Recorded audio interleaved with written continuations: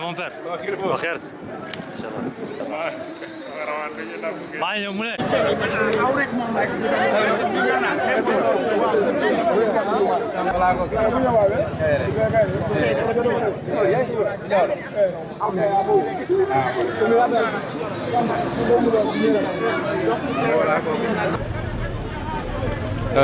sant yàlla dem nañu si jàmm ñëwaat si jàmm mais je remercie surtout la délégation de l'ambassade amuñu benn problème si yoon bi dem nañ si jàmm ñëw nañu si jàmm surtout autorité mauritanienne yi ñoom tamit facilité nañu suñu yoon bi quoi waaw loolu moom à remercier les autorités mauritaniennes oui surtout moi je remercie surtout l'ambassade du Sénégal qui a laissé des gens qui nous ont accompagnés de Nouakchott à Rosso Sénégal. On a traversé la Bague jusqu'à à Rosso Sénégal pour accueillir les pèlerins. Je remercie tout le monde. À la prochaine, Inch'Allah. mbokk yi ñu ngi leen nuyu di leen gërëm di leen sant leen jox seen wàccuwaay di rafetul bu baax a baax ci bés bi nga xamante ne macha allah moom la suñu gan yi di jógee depuis Sénégal di dëkk bi nga xamante mooy Mauritanie Casamance dëkk bi nga xamante bu sell bi mooy Bignona waa Ziguinchor ñu ngi fi waa Dakar ñu ngi fi kon di teewlu ci woote bi nga xamante ne ñu nekk fii les ressortissants de la Casamance en Mauritanie donc di rafetulu ci arrivée étranger yi si dëkk bi nga xam ne moom la suñu imam Thierno Bal moo ñu dalal fii di am yaatuwaay bi nga xamante ne chaque jour bés bu yàlla sax ñu ngi koy gërëm di ko sant di nuyu tamit Thierno Abdoul bi nga xam ne moom mooy naayam bi donc di rafetlu sama équipe organisation yi fi nekk ñi nga xamante ne 3 jours kenn noppalul kenn nelawul ndax ci liggéey bi ñu ngi ni taxaw vraiment macha allah di kontaan ci jeunes yi tamit ci seen taxawaay donc di apprécier tamit jeunesse yi nañuy continuer di gën a sax liggéey bu ñuy def lépp loo def fii yàlla rek moo lay fay donc mbiru islam kenn waru ci xaar kenn waru ci pousse kenn yow sa bopp yaa war a sol sa dala nga dugg ndax jihaad la ku nekk war nga am li nga xamante ne yowmal kiyaama loolu mooy sa fay bi asalaamaaleykum wa rahmatulah taala wa barakaatu merci beaucoup. asalaamaaleykum wa rahmatulah taala wa barakaatu maa ngi nuyu ñëpp sant ñëpp. di gërëm di sant di rafetlu suñu tawaay bi fii Mauritanie. dama kontaan ci yéen organisation bi ngeen def yëpp bi moo ci raw. ren moom macha allah mention spéciale Mauritanie ñëw nañu jóg nañu bi ñu nag ci jàmm egsi nañ si jàmm kon ñu ngi leen di gërëm di leen sant di kontaan di rafetlu di ñaan suñu borom kilifa bi egsi si jàmm moom lañu ñaan suñu borom nag kilifa bi egsi si jàmm waaw may ko gudd fan ak wér gu yaram. ñun de amuñu lu leen di wax xanaa sant leen di leen gërëm tey de vraiment kontaan bu ñu kontaan kenn xamul fan la toll. waaw kon maa ngi sant gërëm di leen sant bu baax a baax a baax jërëjëf. Beka Sankendi Kujoolak asalaamaaleykum 24 TV ñoo ma koy salu di ko remercier wu di vraiment gamo ya nu jokkondaano dio ngato man no ko ñaayo bismillahir rahmanir rahim ubana alhamdulillah rabbil alamin nous doit vraiment de enda commandé encore dairati Mauritanie doit yo vraiment mdekanen et continuer di kawalorak keko nu vraiment nu lawali mdekane a kilifo la pop an manje oyenom fa Ousmane Bodian mte e seno fi fo bake de sen kunyolo nde kuyu kabake di dimbayala burom dimbayala mukate e fango darde e fango makama vraiment toni bañu beka sanke nak parce que ni kontaan momok di gamoyenye jikane ka édition ngi tout ça wudnya bare édition ngi famé e vraiment ye famé nyaay e wungene burom e wungen burom madune burom ko jamul mde kane continue be faw yo ke association fan ko lan ko jumen télé yoli du ko baj radio yoli waaw inshallah alhamdulillahi rabbil alamin salatu wassalamu ala ashrafil anbiya wal mursalin muhammad ibn abdullah salawatullahi wassalamu alayhi assalamu alaykum wa rahmatullahi wa barakatuh wuli kok ne saf sal atemet subhanahu wa ta'ala aman sawanu manjone soforo lim benen ringulo ko sumay nuy toloy to ko sumay tana yam sane kanto lidi bo ngarab alhamdulillah malgré arrêt sambomi dans le Sénégal à partir de 23h ko ka kamben bare nanu départ lo mi depuis Sénégal après faire laisser passer sane kanuli mitan son tan présentation rek machallah wala jo ala tol baju tanku sofoli baju tanku galenuli no dialo jaw jusqu'à be kawla ko yokuloto kon tonto salto salfanay no jo be Saint-Louis to ko to daira yantomi dairatu rahma tokuli to ko poko yebale ya jakke imam dari alhamdulillah yoki be 3h no départ ou continuer o jo be roso mais pour nanuri le minu to ko consulier ambassade yara Sénégal faala su forodi buka kan kuri bollam kara corps diplomatie ko jawlo jaw ko kan formalité machallah de ko ngaroli monu joya jakke o galut kabin tonge jo Mauritanie mo suri ngali woni manri ngol na fenken donc ça fait mité mamak malgré babaji si metsteri ngi si gabo kanta gamoy be kankanen mo kana mo kambe no kambe me palone mité ramben no jalo jaw baytu bogal mte kan be nokana gamoy ke sumay no prayo ke sumay mbokk ñu ngi sant ñu ngi gërëm di ndokel ki di Moussa Diko di ko sant bu baax mag mbolem ñi mu àndal ci liggéey télévision yi nga xamantene ñoo nekk fi ci mu Nouakchott ñu ngi sant yàlla bu baax ginnaaw bi ñu déparé Bignona yàlla dogal ni am préfet boo xamantene laata ñu ñëw mu defal ñooy laisser passer yoo xamantene fépp fu ñuy jub rek mu nekk yombal ci ñun amuñu benn gàllankoor ci yoon wi loolu ñu ngi koy sant yàlla bu baax di sant préfet bu baax ci taxawaay bi nga xamantene def na ko ci yombal yi tamit facilité ñu yoon wi ak jafe-jafe bi nga xamantene moo fa am loolu itam yàlla def na ci xéewal ndax gaa mënoon nañu arrêté fenn à partir de 23h mais yooyu yëpp dañuy defal xéewal bu ñu ñëwee rek ñu jàppale ñu romb ba Saint-Louis ñu noppalu fa ñëwaat continuer ñëw bi ñu yegsee tamit corps ambassade bi tam daayira bi yónnee na délégation jàppale nañu ci wàllu formalité ba yàlla dogal jóge nañ fa ci jógeen boo xamante ne bu rafet yàlla dogal tali bi baax ñëw nañu ñëw boo xamante ne gaaw na yegsi nañu ci heure boo xamante ne gëj na am bu ñu commencé di ñëw ci jamono président Bayo la ñu gëj a teel a yegsi alors mais ren yàlla defal ñu boobu xéwal ba teel nañu yegsi ci jamonoy Bayo daan nañu am tamit yi lay xéwal teel a yegsi mais ci at yi mujj sonoon nañu lool mais cette année itam yàlla def na xéwal léegi da ngeen di tardé en même temps tali bi baaxul mais ren tardé wuñu tali bi itam baax na moo tax teel nañu yegsi donc ñu ngi sant yàlla bu baax di ndokkeel tous les acteurs waaye itam di ñaan borom bi subhanahu wa taala lañ fi tax a ñëw yàlla def ci barke bépp ñaan buñ fi ñaan yàlla nangu daayira bi itam yàlla barkeel leen salaamaaleykum wa rahmatullahi wa barakatuh. bismillahi rahmani rahim wa salatu wa salam ala rasulillah. Oli Koke Nouakchott, la République islamique de Mauritanie, pour ejolebe mate gamoy yeti Kupalola, Kutiola, Kulinola, tous les ressortissants de la Casamance naturelle, Babé Nouakchott. Gamou Yanman Yimone, Anifanaou Aenom, notre guide spirituel de la Casamance, El Hadji Fansou Bodian, o ajiw mana dirige yo donc comité kankan man u départu Fuken Bignona ka départ ka jakke ko pop ku fama baj avant 8h no départ ko nuringlori mbaɓe dans des bonnes conditions li koke moome Nouakchott nusaf bu kanak burom kandi ka jantenora ko radio uye mais kandi ka jantenora ko Bignona TV aussi au niveau de Bignona mais kandi ka jantenora ko CI 24 donc ci gàttal ñu ne ñu ngi sant yàlla bu baax a baax borom bi nga xam ni moonu may ñu fekkewaat gàmmu bi nga xam ne les ressortissants de la Casamance naturelle ici à Nouakchott ñoo koy organiser ñu organiser ko ci diir bu yàgg ñi ñëw di ko fekkee ci njiitalu le guide El Hadji Fa Ousmane Bodian ak délégation bi nga xam ne moom lay jiital ñëw di sant yàlla ndax toog nañu ñaari at 2021 2022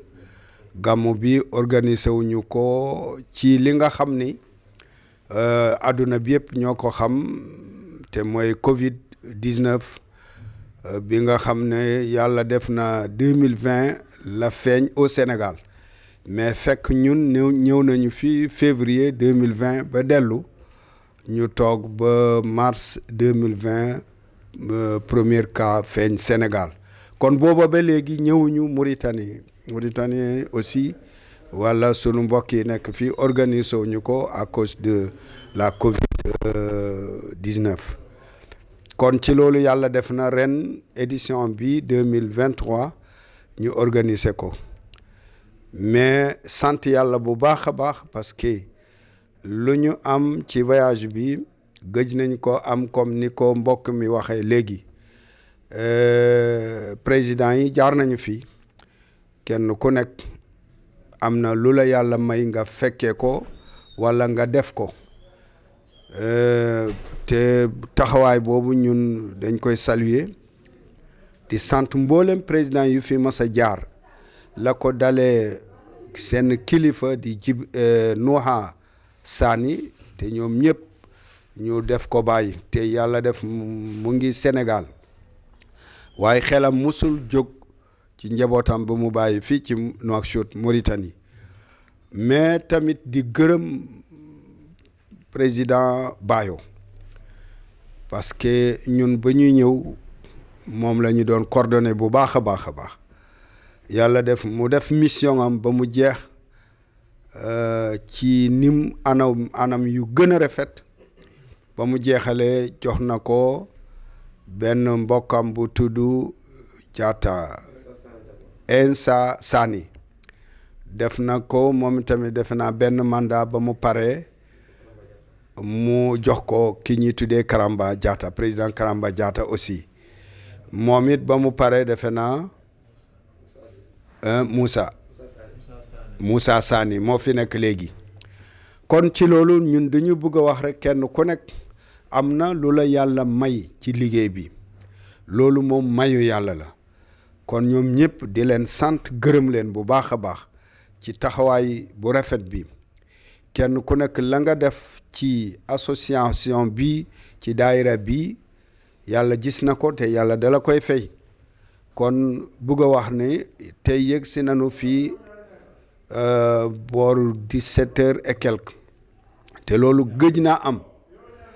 donc peut-être état yoon bi ci la mais facilitation bi ñu am au niveau de la frontière ci teewaayu ki nga xam ne mooy attaché de l'ambassade du Sénégal en Mauritanie def nañu seen liggéey bu jaar yoon kon di leen jox ziyaaru kilifa bi tamit nga xam ne mu ngi ci yoon bi ci kanam tuuti dina yegg si fii Nouakchott ñoom Bayo dinañ ko jëli léegi ci aéroport bi moo di le guide spirituel de la Casamance El Hadji Fonsou Bodian ñu ngi wax ne délégation bi jógee au niveau du Sénégal jóge nañu Ndakaaru jóge nañu Bignona am ñu jógee Kaolack am ñu jógee ba Saint-Louis mais Bignona yàlla dafa def ci ren ñu am benn télé bu tudd Bignona TV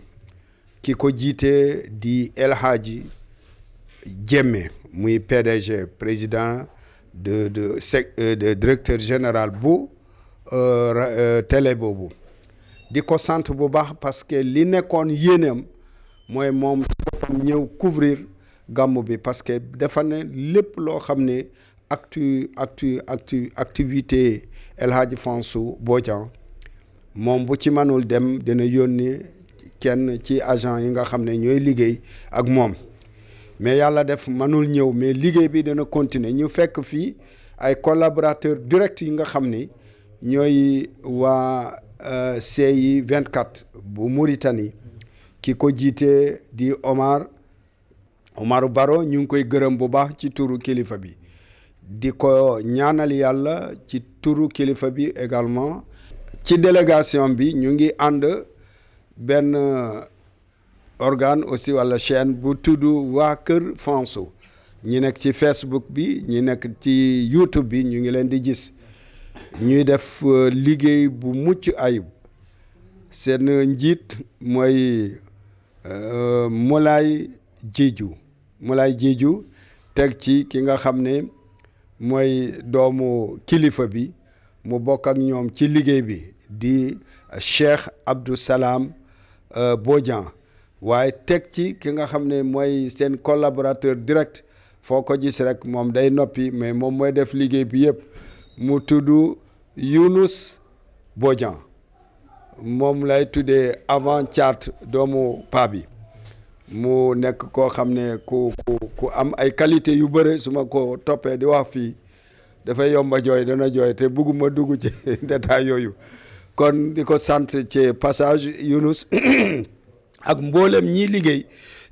ak waa Kër Fansu Bodian nee naa leen tey ñëw nañu gàmmu bi suba la mais li ñu fi fekk ci ay dispositifs préparatoires dalal na sunu xel nu fekk fi sunu doom sunu xarit sunu collaborateur direct nga xam ne gëjante nañu depuis Covid bi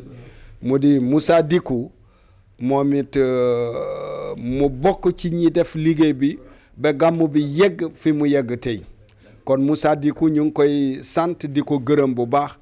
xale bu ndaw la waaye dañu ne xale bu loxoom setee mën a bokk ak kilifa yi ndab kon Moussa gërëm nañu la bu baax ci turu kilifa bi de El Hadji Fansu Bodian kon gàmmu bi nee naa leen gàmmu bi suba lañ koy def fekk nañu fi sunu kilifa bi nga xam ne mooy dalal ca këram El Hadji Fansu Bodian kilifa boobu mooy El Hadj Thierno Bal di xaritu direct kilifa Fansu Bodian waaye di wax ni daayira yu bëri ñëw nañu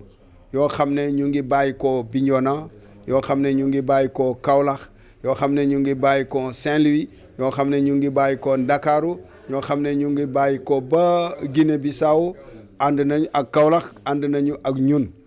kon ñu fekk leen fii fekk nañ fi benn journaliste bu mag boo xam ne man damay wax ne xëy na moom gàmmu bi balaa moo jot day écoulé dootul mën a def dara parce que avant 15 jours foo ko woo mu ngi ci activité gàmmu bi délégation yëpp moom mooy recevoir seeni liste seeni lépp mu def liggéey bi il s'agit de mon neveu monsieur Ibrahima Ibou Badiane di grand journaliste ici à Nouakchott sant leen gërëm leen ba beneen yoon wasalaam. Merci beaucoup. C'est tout un honneur pour moi de m'exprimer à cette occasion du Gamou annuel qu'organise la communauté casamançaise établie en Mauritanie. Un honneur qui nous a été fait par le marabout, imam Ratib du département de Bignona, Hadj Fansu Bodian, qui a été aussi un adepte pendant les années 60 ici à Boutilimit, en Mauritanie. Il a appris aussi le Coran dans cette ville religieuse que connaît la Mauritanie et même la sous-région. un honneur qui nous a été fait, d'autant plus que la majorité des imams du département viennent prendre part à ce rendez-vous religieux.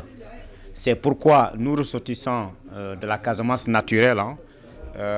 nous nous mobilisons pour organiser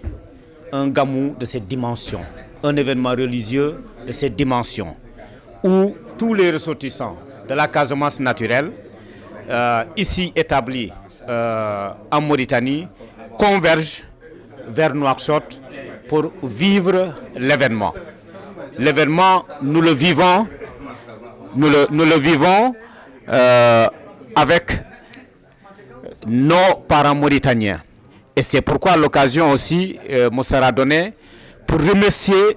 tout le peuple mauritanien, à la tête duquel le chef de l'État, Mohamed Cheikh El Ghazouani,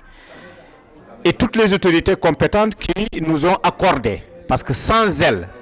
on n'aurait pas pu organiser cet événement. C'est pourquoi nous allons remercier toutes ces autorités qui se sont mobilisées pour nous accorder l'autorisation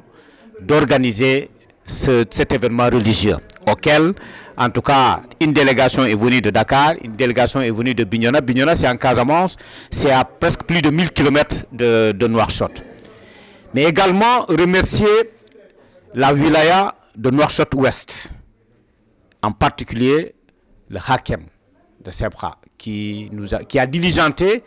l'autorisation. Nous avons déposé une autorisation qui n'a même pas fait une semaine. C'est une première. Mais nous allons aussi remercier également l'ambassade du Sénégal en Mauritanie, qui s'est mobilisée, qui a dépêché une délégation qui est partie jusqu'à la frontière pour en tout cas accueillir et faciliter l'entrée des délégations ici en Mauritanie. Comme vous le savez, ce n'est pas facile. Nous venons de vivre 2 années de Covid, de pandémie de Covid-19, qui n'ont pas facilité en tout cas le mouvement des populations au niveau des frontières. Et c'est pourquoi cette fois-ci, après cette pandémie, nous avons décidé de commun accord avec nos autorités de l'ambassade du Sénégal et surtout les autorités mauritaniennes, comme je l'ai toujours dit, qui en tout cas qui n'ont ménagé aucun effort. Hier, j'étais au ministère de l'Intérieur toute la journée. Jusqu'à 18 h, on a pu libérer en tout cas toutes les autorisations, envoyer le RAC à Rosso pour la wilaya du Traja, à Nouakchott-Ouest pour la wilaya de Nouakchott-Ouest. Donc, c'est pour vous dire que tout le monde s'est mobilisé pour faciliter cette fois-ci, en tout cas, l'organisation de ce gamou annuel. Donc, nous remercions en tout cas tout le monde, qui, de près ou de loin, qui ont contribué en tout cas à faciliter l'arrivée des délégations ici. Mais également, il faut remercier ceux-là qui se sont déplacés de Bignona, de la Casamance, je veux dire, mais de Dakar, de Kaolack, un peu partout, en tout cas qui ont en tout cas pris spontanément la délégation pour converger vers Nouakchott. Donc ça a été vraiment en tout cas un événement en tout cas d'ensemble qui en tout cas va réunir d'ici à demain, surtout demain, vendredi 10 février. En tout cas, nous allons vivre une cérémonie officielle à laquelle prendra part l'ambassade du Sénégal, l'ambassadeur, nous le souhaitons bien, pourquoi pas, les autorités locales de la Mauritanie, de la wilaya de Sebra-Ouest. Mais également, comme je l'ai dit, la délégation était très forte, comme d'habitude, composée d'imams du département de Bignona. Donc, c'est pourquoi nous remercions aussi les Casamancés qui se sont mobilisés autour de cet événement, autour d'un bureau qui a su en tout cas prendre les destinées de cette association après notre équipe. Mais comme vous le savez, nous ici, si une équipe part, l'autre revient, mais on constitue un mouvement d'ensemble pour en tout cas organiser de concert cet événement, avec aussi une délégation qui va venir de Nouadhibou. Nous avons nos ressortissants qui sont à Nouadhibou, qui vont être là demain, au plus tard. Donc c'est pourquoi c'est une occasion pour remercier tout le monde, ceux-là qui ont en tout cas effectué le déplacement. C'est loin, c'est pas ici. Et vous savez maintenant, des mouvements, après beaucoup de détails qui concernent les accidents routiers au Sénégal, des mesures prises en tout cas pour éviter certains désagréments routiers. Ça n'a pas été de la mer à boire, ce n'est pas facile, mais il faut souhaiter vraiment, il faut dire Alhamdulillah, avec les prières du marabout, Imam Fansou Boyan, en tout cas avec toutes les autres prières qui se sont jointes jointe à ces prières. Et nous arrivons aujourd'hui, en tout cas, à accueillir une délégation forte de plusieurs personnes. Donc, c'est aussi important. Encore une fois, merci. Oui, l'aide du préfet aussi, voilà, comme je le disais, qui n'a ménagé aucun effort, vraiment pour nous faciliter, en tout cas, les choses. Et je pense que les dispositions sécuritaires sont prises ici, au niveau de la wilaya de Sepwa Ouest, je veux dire ici, à Sepwa, pour que l'événement se déroule dans de très bonnes conditions. Merci beaucoup.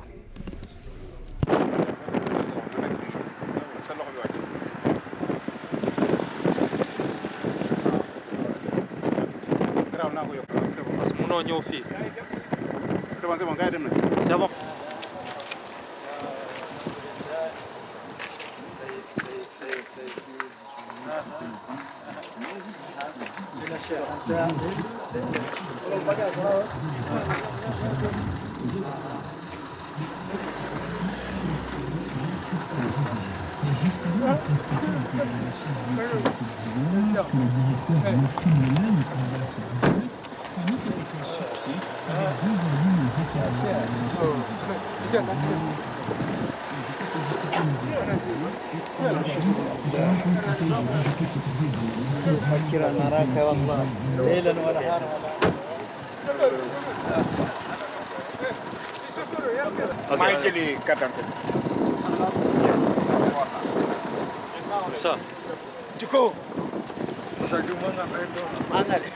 Le président. mu nga wax tuuti. waaw mais sant yàlla baa bi yegg si na si jàmm alhamdulilah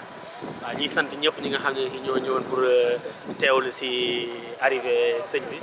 waaw ñi si sant yàlla bu baax a baax di rafetlu bu baax tamit seen liggéey yéen tamit bu baax a baax a baax voilà paa bi ñëw na alhamdulilah ñuy sant yàlla.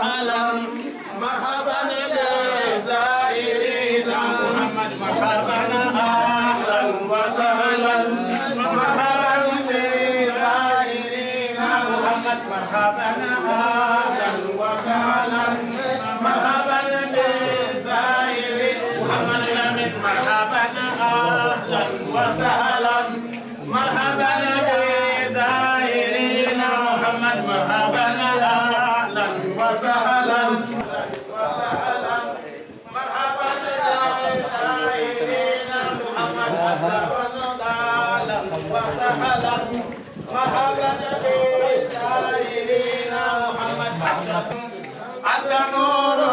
فوق نور محمد الأمين أنت والله يا محمد أنت مفتاح الصدور محمد الأمين أنت والله يا محمد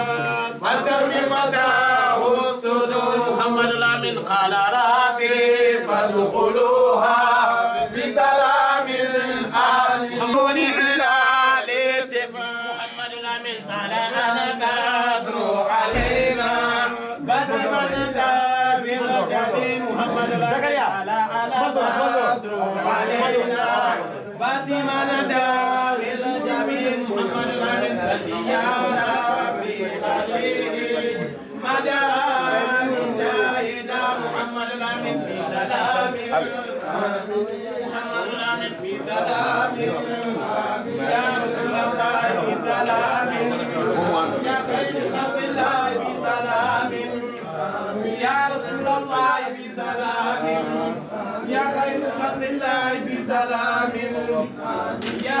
يا حبيب الله بسلام يا خير خلق الله بسلام يا رسول الله بسلام يا رسول الله بسلام بارك الله ما شاء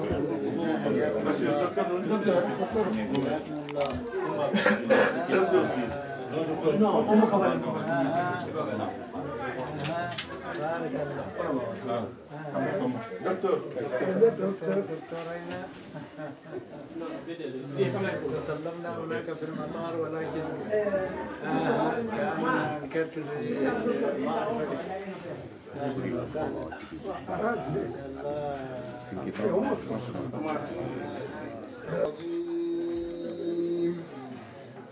بسم الله الرحمن الرحيم إن الذين آمنوا وعملوا الصالحات كانت لهم جنات الفردوس نزلا خالدين فيها لا يبغون عنها حولا قل لو كان البحر مدادا لكلمات ربي لنفد البحر قبل أن تنفد كلمات ربي ولو جئنا بمثله مددا قل إنما أنا بشر مثلكم يوحى إلي أنما إلهكم إله واحد فمن كان يرجو لقاء ربه فليعمل عملا صالحا ولا يشرك بعبادة ربه أحدا صدق الله العظيم. أعوذ بالله من الشيطان الرجيم. بسم الله الرحمن الرحيم الحمد لله الذي أنزل على عبده الكتاب ولم يجعل له عوجا قيما لينذر بأسا شديدا من لدنه ويبشر المؤمنين الذين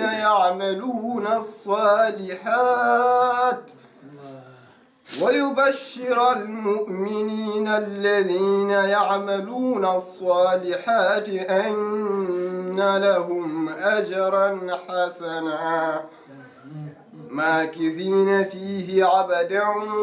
وينذر الذين قالوا اتخذ الله ولدا ما لهم به من علم ولا لآبائهم كبرت كلمة تخرج من أفواههم إن يقولون إلا كذبا فلعلك باخع نفسك على آثارهم إن لم يؤمنوا بهذا الحديث أسفا صدق الله العظيم. si ndigalu sëriñ bi wa bi barakatihi si barke sëriñ bi wa bi julusihi maana si toogaayam ak ñun wajhan bi wajhin kanam ak kanam كنا نشتاق من هناك إلى هنا لرؤيته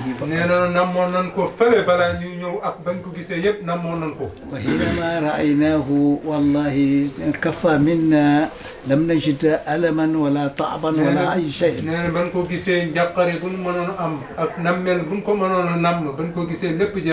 وبطونها ملأت برؤيته إن شاء الله وندعو الله أن ندخل بخير ونتفرق بخير.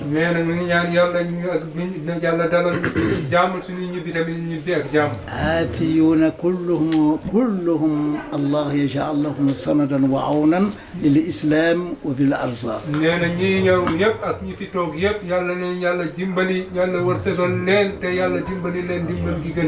بسم الله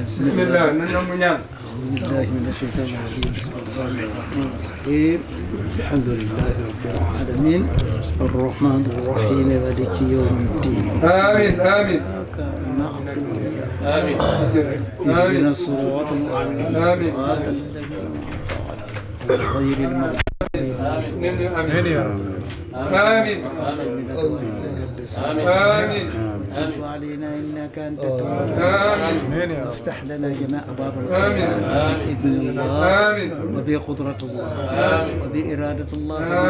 يكون يا رب. ما زال لطف منك يشملنا وقد تجدد بنا معطفا فاصرفه عنا كما وعدتنا كرما فما سواك لهؤلاء العباد يا رب. اللهم صل على